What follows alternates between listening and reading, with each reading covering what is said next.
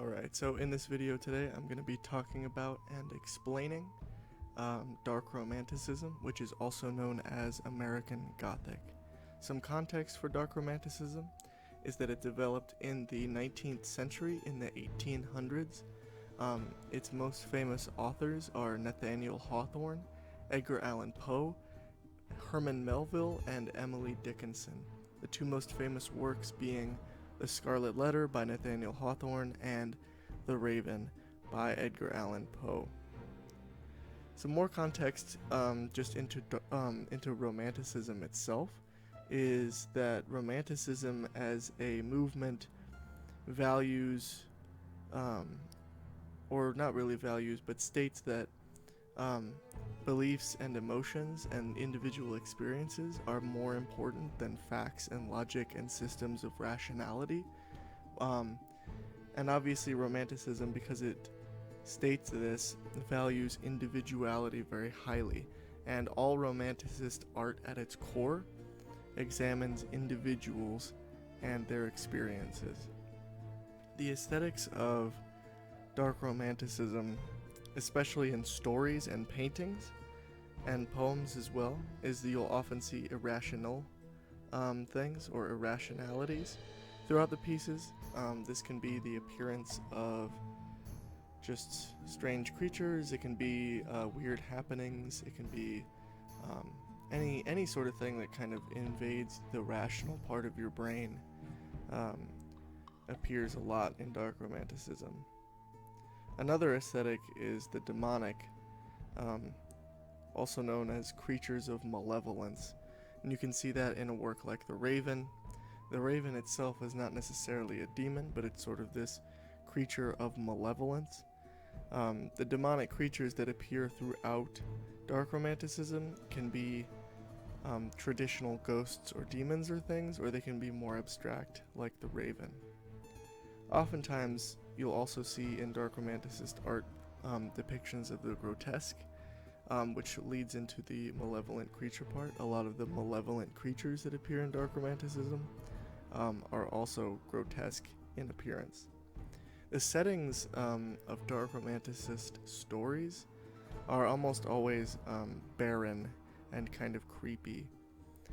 This has had a lot of influence on horror in particular, and you'll still see remnants of this aesthetic in modern day horror. You'll see in a lot of horror movies dead forests with barren trees. You'll see stark mountain landscapes.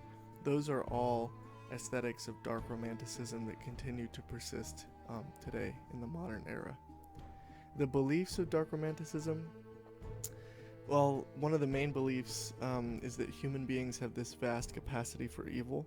So unlike the Transcendentalists, Dark Romanticists believed that human beings were not good centrally, quintessentially. They were not fundamentally good, which the Transcendentalists believed was the case. The Dark Romanticists believed that human beings had this sort of inherent capacity for evil, and that anyone and everyone could perform evil acts under the right circumstances. And because of this, Dark Romanticists believed that the idea of utopia was impossible and naive.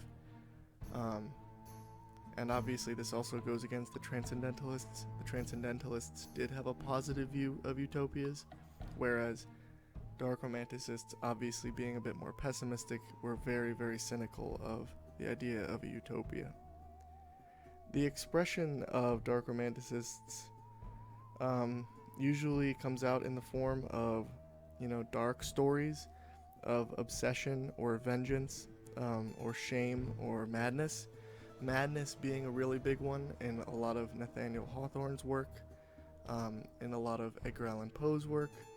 Herman Melville often has stories of obsession and vengeance more than the other two, but those are definitely also centralist expressions of Dark Romanticism.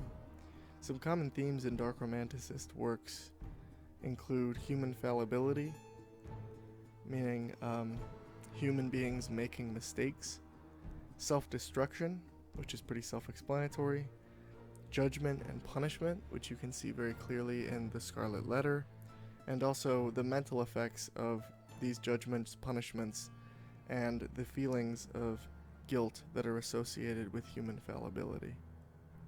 I hope you guys enjoyed this little explainer on Dark Romanticism. It's a very interesting movement. Of course, you can see the direct contrast that it has to Transcendentalism. If you want to learn more about Transcendentalism, I have another video on this channel called Transcendentalism Explained. Feel free to check it out. Thank you for watching, and be sure to stop by my channel page for more content similar to this.